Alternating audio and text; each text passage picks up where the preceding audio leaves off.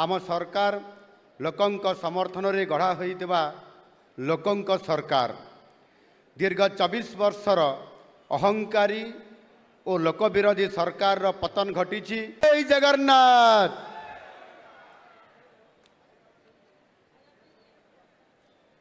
महाप्रभु आम समस्त को आशीर्वाद करंतु और ओडिशार लोकंकर पई काम करी जीवा पई उत्साह तथा प्रेरणा जगै देउथांतु। ये जाति महाप्रभु का आशीर्वाद बिना निश्चय से आम मुरबी आज जिते बेले आमे आम सरकार 100 दिन पूरण करुछु महाप्रभु को कृतज्ञतार सहित मने पकाउछु। तांको आशीर्वाद ही आम कर्म प्रवणतार कारण। से ही कर्ता आमे केवल दायित्व निर्वाह करुछु। आज श्रीक्षेत्र रे उपस्थित होई मो निजको कृतार्थ मने करुछि। शुणा जाउ नतिला सरकारी अधिकारी मानकर दयारे चालुथिला एवं तांकर दयारे लोक माने चालुथिले। आमे एथिरे परिवर्तन आनिछु। मुख्यमंत्री समेत मंत्रिमंडल समस्त सदस्य सीधा सड़क भाव में लोकंकर अभियोग शुणुछंती और प्रतिवेदनर प्रयास करुछंती।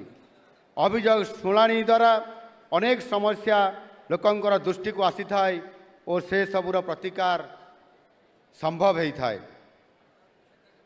आम राज्य राजधानी भुवनेश्वर रे आमे जनशुणाणी करुछु। भविष्यत रे राज्यर विभिन्न स्थान रे राज्यर दक्षिण रे पश्चिमांचल रे उत्तरांचल रे एई भली भाव रे जनशुणाणी कराजिबो एवं लोकंकर समस्त हारी गुहारी तांकर समस्या को सुनी सरकार ताकू सीधा सड़क भाव में समाधान करिया पाई योजना करुछंती। सरकारंकर विश्वसनीयता निर्भर करिथाय लोकंकु देइथिबा प्रतिश्रुति पूरण करिबारे। मिछ प्रचार और मिछ परिसंख्यान लोक समस्यार ये समाधान नुहे। आम सरकार कौनसी घरोई संस्थार प्रमाणपत्र लड़े नहीं। आम सरकार आमे किबड़ी काम करुछु से कथा लोके कहिबे एवं ताहार विचार मध्य लोके विचार करिवे। तेणु आम लोकंकु देइतवा प्रतिश्रुति को निर्दिष्ट समय भितर पूरण करिया पाई आमे अनवरत भाव में आमर चेष्टा आज आरंभ होइछि। प्रधानमंत्री नरेंद्र मोदी निर्वाचन समय रे लोकंकु किछि प्रतिश्रुति देइथिले। आमे सेही सब प्रतिश्रुति पूरण करने को प्रथम कैबिनेट बैठक रे आमे निष्पत्ति नैथिलु। श्रीमंदिर चारिद्वार खोलिबा और रत्न भंडार खोली महाप्रभु रत्नर सुरक्षा करने आमर प्रथम पदक्षेप थिला।